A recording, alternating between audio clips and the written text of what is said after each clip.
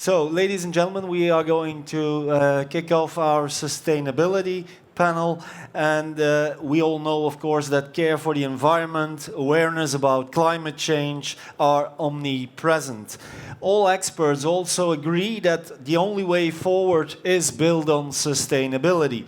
And so let's hope that our governments and our politicians in Glasgow will agree and take some action. The good news is that most of you, most fleet managers, most fleet and mobility suppliers have already clear sustainability targets embedded in their overall CSR strategy.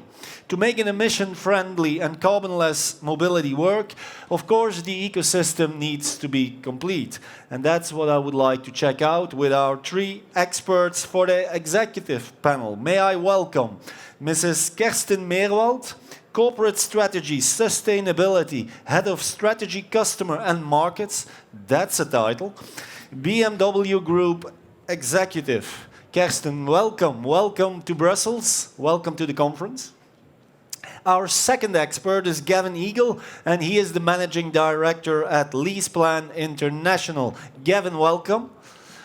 And then finally in this panel, I would like to welcome Thomas Bjornsson, CEO, in charge and Vice President e-mobility at Vattenfall. Thomas, you can take your seat, you can have some water, and then I will try to moderate an interesting panel together with you.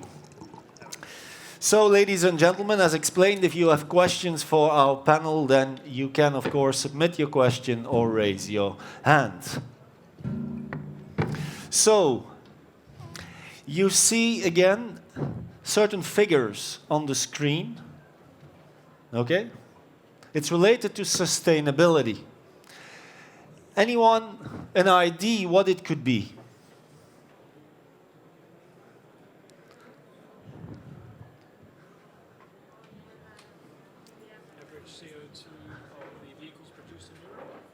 CO2, that's correct. So we organized the Global Fleet Survey earlier this year, and we had 100 global fleet managers responding. And these are the figures related to their average CO2 emissions of their fleet. So in 2021, 133 grams CO2 for the average fleet of those global fleet managers.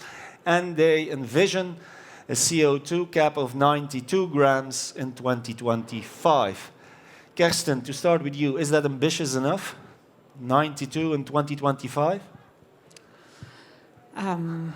Yeah, well, you can always do more, of course. But it very much depends on the use case, on how you use the vehicles. Of course, if you're in a service where you have to travel 500 kilometers per day or per week, then of course a diesel powertrain is still the right decision. And of course, a diesel has more CO2 emissions than an electric vehicle.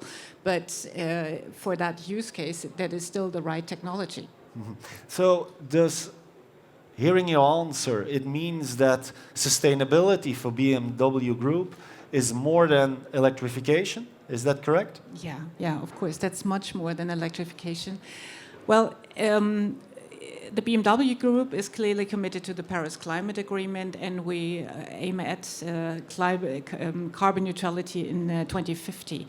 But that's still far away. And I think we need to have clear goals that are in the foreseeable future. And this is why we've set clear goals to reduce CO2 emissions over the entire life cycle by 40% per vehicle, and 20% in the supply chain, 80% in the production, and 50% in the use phase. And of course, in the use phase that is closely connected with the electrification, there's a super clear path for electrification, and we expect a big boost here in the next year. That's clear for everyone. But I would like to point out one thing.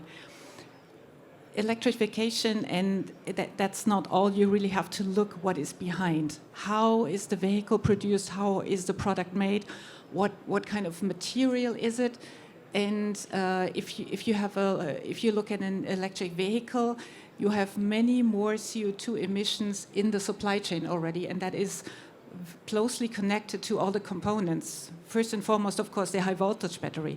So you really have to have a clear look at how the battery cells are made. Are they made with with green energy? Or how do you produce the light metal or the steel? Of course, green energy is a clear solution here, but there is more, because you cannot use raw material for the years to come. You have to find a new solution, and this is why we decided to follow a clear path towards a circular economy. And I think that is something that would be a good idea for many more. Thomas, you are representing one of the biggest energy service companies. How do you see sustainability and fleet electrification, and also making it as sustainable as possible? Yeah, I think first of all I need to echo what you just said, that you need to look at your specific fleet. There will always be exceptions where the use case is tricky. So even though I'm sitting here representing the electricity industry, let's start with that. But I'm sitting on two chairs here, actually. I'm both the CEO of InCharge, which is the company that sells charging solutions towards our customers, but I'm also VP of e-mobility within the Vattenfall Group, which means that I'm the sponsor of electrifying our 4,500 car fleet. I think what I take away from the last 4 years, we set that ambition 4 years ago, that by 2030 our fleet should be fully electric. We're now at just over 85% electric in the passenger vehicle fleet, and it is actually possible to do. It takes a bit of time, not only from sort of changing the fleet, you have existing agreements, etc. You need to work on getting your employees engaged. It's a huge transformation to actually start driving electric. But I would see a much bigger risk in acting too late than acting too early. Mm-hmm. So, general fear of acting too early in terms of taking on more difficult use cases, but I honestly would be terrified of acting too late. Mm-hmm. So in that respect, it's good to being an early adopter. Then we come to Gavin of LeasePlan. LeasePlan is an early adopter, having subscribed to EV100, announced clear targets in terms of fleet electrification. Are you on the right way to hit those targets in 2030? Yeah, absolutely so. I think one of the targets that we set ourselves was to have our own fleet carbon neutral, and that was net zero emission by the end of 2021, and we're on target to hit that. So I think it's important that we lead by example, and we're clearly closing out that objective. We now look towards 2030. That's quite an objective, because we need to have our entire fleet net zero emission at that stage, and that is an enormous challenge. LeasePlan, we're here today. We're very proud to be here today at this event. We're also at COP26 for Transport Day. So Mike Lightfoot, our Chief Sustainability Officer, there as well. And I think there are a number of key messages. I think the key message for us is we just really... Let's talk about the chip crisis for a moment, because everyone's talking about the chip crisis outside. I think some people look at it as a crisis. Others look at it as an opportunity. And I think really many companies now should take the opportunity to do some of the heavy lifting in their organisation, to convince their organisations that actually this is the way to go. We have many early adopters, but we have many that still have a long way to go. And I think in this interim period we're in at the moment, take that opportunity, I think, to build your mandate would be a key point from our side at the moment. And building a mandate, I think you probably would be surprised the amount of support that there already is latent in your organisation. That's your Chief Sustainability Officer. But I also think, obviously now in Europe, we're trying to attract a lot of new talent, all of us organisations, and young people coming into the organisation want to work for a company that is going to make a solid statement about sustainability. So be aware that probably already in your organisation, if you're looking to build that mandate, you've got a lot of allies there already. Okay. I need to ask it, Kirsten. It's probably not your direct responsibility, but Gavin touched upon it. There is, of course, the chip shortage issue. How can that be an obstacle for fleet electrification? For those fleet managers here in the room that would like to go with electrification, have sustainability targets, but perhaps are now a little bit confused, in danger, in risk. They do not know what to do. What is your answer from a car manufacturer's point of view? Well, electrification of your fleet that's not a short-term thing. That is a long-term objective and a strategy objective. And the chip shortage is, of course, clearly linked to the very high demand during the COVID crisis, due to communication technology, and of course due to certain lockdowns in the chip producing industry. And it will go on a couple of months, of course, and it does affect us, yeah, but we are flexible. We can react in our production facilities in a flexible way. And of course, that will lead to delays, yes, but it does not affect any strategic directions when it comes to fleet, ramping up your fleet with electric vehicles. That's also what we heard yesterday. We had some sessions only for corporate fleet managers, talking, of course, also about that topic. And what we see is indeed that most of them have clear sustainability targets, they have a clear strategy, and it's not because of this crisis that they are going to change their strategy. So that's in fact also good news that we are seeing in the industry. We'd like to continue with you, Thomas. We also know that multinational companies could be evaluated on the direct and indirect climate reporting according to, for example, greenhouse gas protocols. This means that companies can lose business, hence money, if their partners and their services are not green enough or sustainable enough. If you look at that bigger picture, are we as a fleet and mobility industry too much EV-centric? Not from that perspective, I definitely would not say. And not from any other perspective either, actually. I think we need to be humble to the fact that, of course, there will always be use cases where other technology may be needed. Take us as an example. We have actually people working above the Arctic Circle in minus 40 degrees, and they're out for days servicing grid networks because of a power outage. It's not the ideal situation to rely 100% on electric driving. That is fair, but this is a very small part of our total use cases. So from that strategic perspective, others will be needed, but EV is definitely the way to go. From the supply chain perspective, I think that is very important to take into account. And also there, this is, in my view, a very important driver for actually going electric. Looking at the way that the batteries are now produced, the way that the steel is going to be produced in the car, but also on how you source your electricity that you're going to use for your EV driving. That's going to be fundamental. It's not going to be about looking at your own chimney emissions. You need to look at the full end-to-end cycle. Gavin, you released a month ago, perhaps, the latest car cost index of LeasePlan. And what we clearly saw in that study, and you can detail it a bit for the audience, is that more and more countries in Europe become EV attractive. Now, we see that there is a steady increase in the uptake of EV orders, etc. More and more people are driving EVs, but it's still, let's say, not the big majority all over Europe. Why is that, and what do we need to do? What can we do in 2022, so next year, in a couple of months, to make fleet electrification really a success?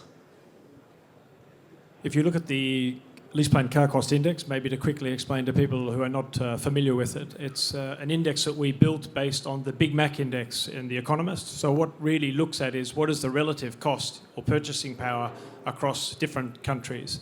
And we've applied that to vehicles. So what we've effectively looked at then is what is the cost of running a vehicle across different countries, be it petrol, diesel or electric.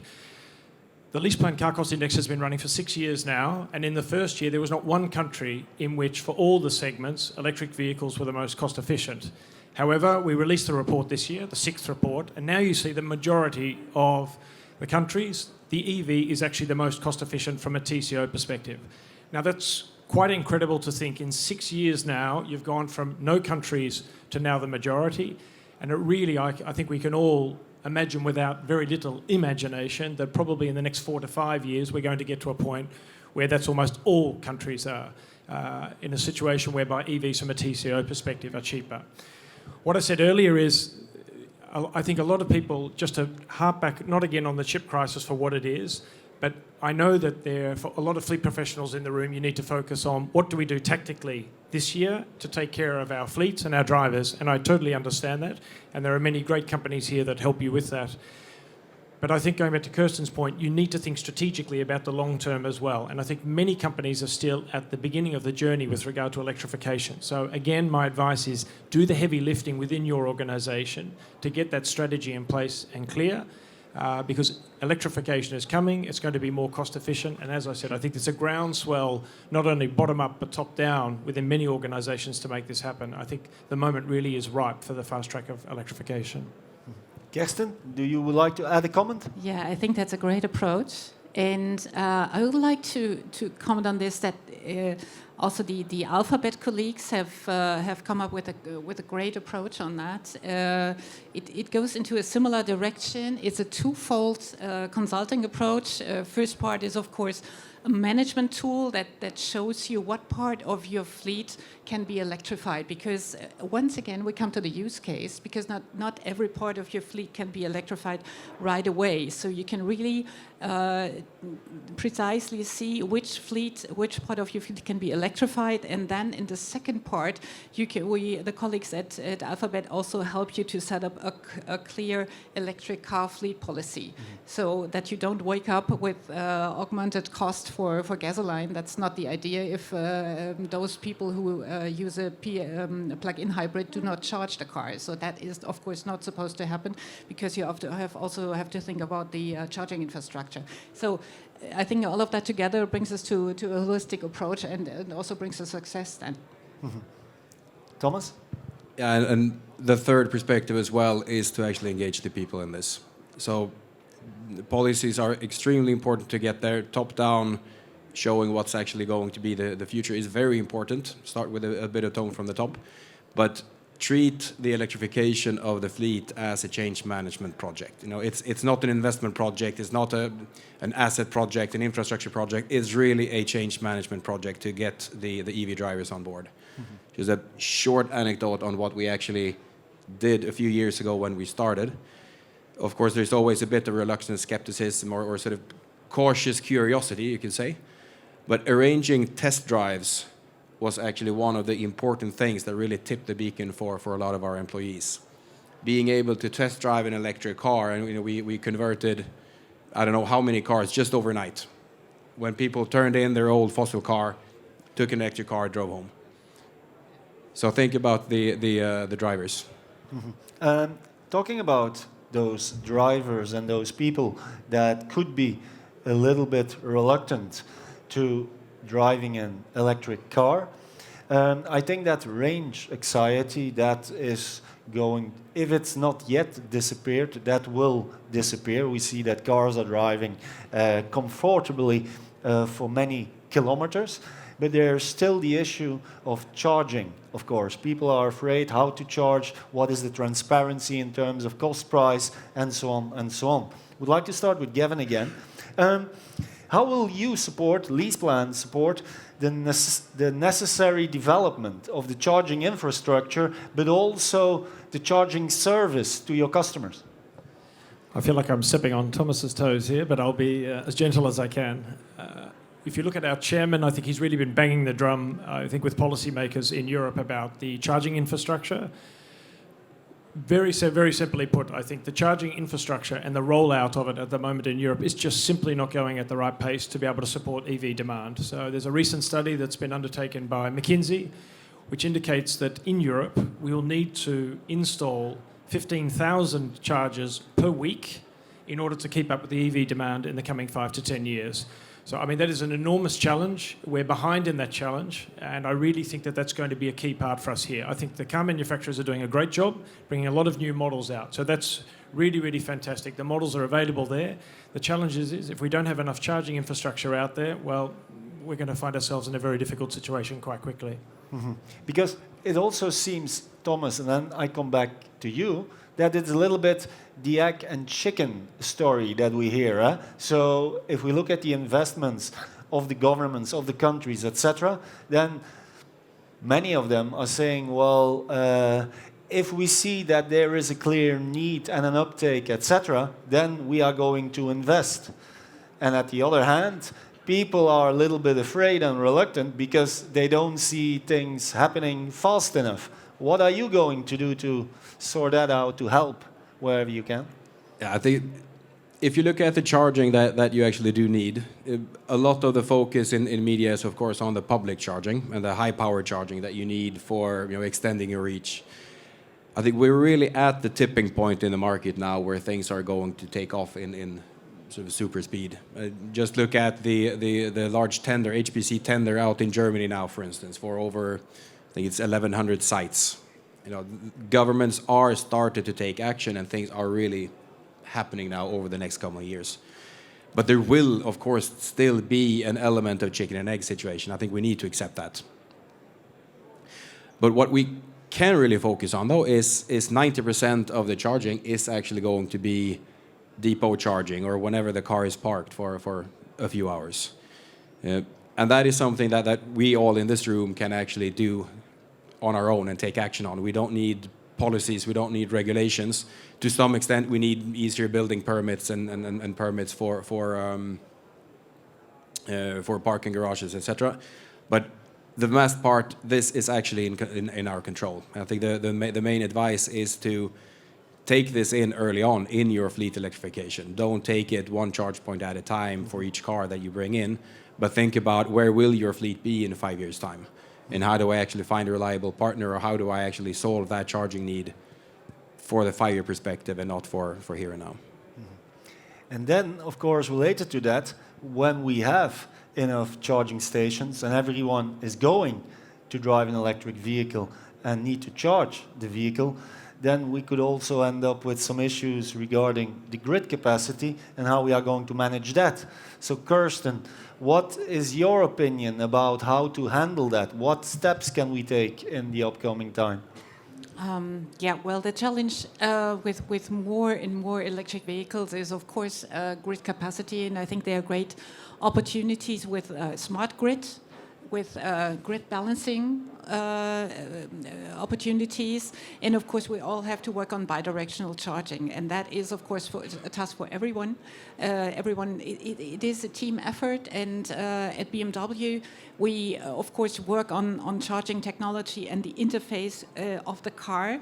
And well, I have two favorite projects on that. A couple of years ago, we built up the battery storage farm in Leipzig, consistent of that's close to the BMW plant in Leipzig, and it consists of 700 batteries of the first, second, and third generation of the i3.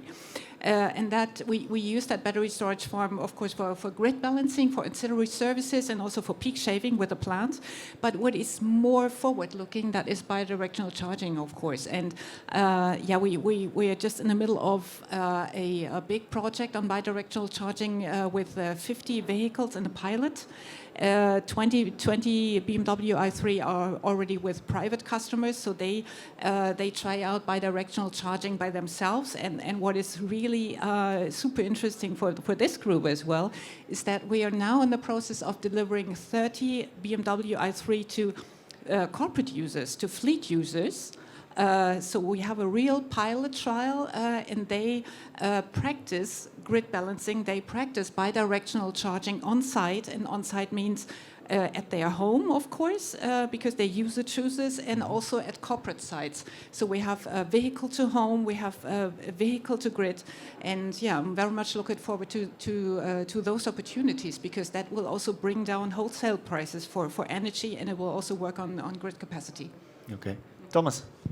Yeah, I think you're mentioning a few of those exciting projects that we are involved in as well. I mean, we've been a long-standing partner of using your second life batteries for this sort of balancing. I think for me, it's not a question of technology. I think we are there where we know how to fix this in terms of the energy system as well as the financial markets around this. I think where we really do need to come together is to look at how to get this into the daily behavior. Because when you get to vehicle to grid as well, or anywhere where you get the feeling that you're sort of fiddling around with the driver's charging, you do need that sort of end user perspective as well. How do we actually get that behavior in so that this is accepted, that we get a convenient use case for the EV driver, and that is not something that we're going to do individually. That is something that we need to work together on. Okay. A final question round. I would like to start with Kirsten. What is your main tip for fleet and mobility customers that would like to start with designing zero-emission mobility program? Well, my main tip is to have a clear look at the needs of their fleet users, and to have that, to use a consultancy in order to really define who has which use case and who could do that in the first step, and then in the second step, third step, and so on. So that is not, it's a marathon, of course, so it needs to go step by step. And really use the consultancy from experts. I already mentioned the Alphabet colleagues, and of course LeasePlan has a very good solutions here as well. But use experts, and then define your e-car policy in order to really professionally manage that. Okay. Gavin, there are also customers here, of course, that have international fleets. What is your tip to them to take that electrification journey really on an international scope? I think beginning with building the mandate, of course, is necessary for all customers. With international customers, the added complexity is obviously managing a fleet over a large number of countries. So I think matching up, as Kirsten mentioned, the readiness per country, the readiness per user group, I think, as well. A lot of leasing companies and other consultancies have tools available. We have the EV Readiness Index, which is publicly available. And what it really does is it just shows you per country on 4 criteria how ready each country is for EV adoption. I think that's quite important. There are some markets, I think we all know who they are, those markets, which are really ready and ripe. There are others probably that are a little bit further behind. So definitely market readiness is critical to map that out and then maybe plan your EV execution in ways. And I think the final point is it's not easy. So don't do it on your own. There are a lot of companies out there. There are a lot of groups you can join. LeasePlan is a member of the EV 100, but there are many other groups you can join to help you along that journey. Some are well ahead, some are at the same stage as you, and I think a problem shared is a problem solved quite easily. Okay. I see that my co-moderator, Andy, has... We've got questions. Yes, Perfect. If you're on the Hopin app, Home in particular, I'm ignoring all of you here unless you've got the Hopin app. Hello at home. Ronan Ward has asked about specific tips to engage drivers. I think you've covered most of those with what you've said. So specific tips, there's been a few. Hopefully that answers your question, Ronan. And Michael wants to address a question specifically to Kirsten of BMW. Talks about EV and also hydrogen and says, will BMW be treating both of those equally? He's interested. Well, treating electric mobility and hydrogen equally, well, of course, we are technology open. We're open to all technologies. That is clear. But you of course have to see what technology is ready now and is feasible to use now. So at the moment we're building up charging infrastructure. So Europe and the entire world builds charging infrastructure for electric mobility. But when it comes to hydrogen infrastructure, of course, that is still lacking. And there are a couple of countries, for example, Korea, Japan, and also Germany is picking up when it comes to hydrogen and so on, but it's still a way to go when it comes to passenger vehicles. So we do keep that in mind, and most of you will know that we also have a test fleet for hydrogen, and we will build on that, and we will further develop that. But at the moment, electric mobility is the most important technology when it comes to future technologies. Okay. Thank you very much. Thank you for answering the questions and for this engaging panel. Thomas Bjornsen, Kersten Meerwald, and Gavin Eagle. Thank you.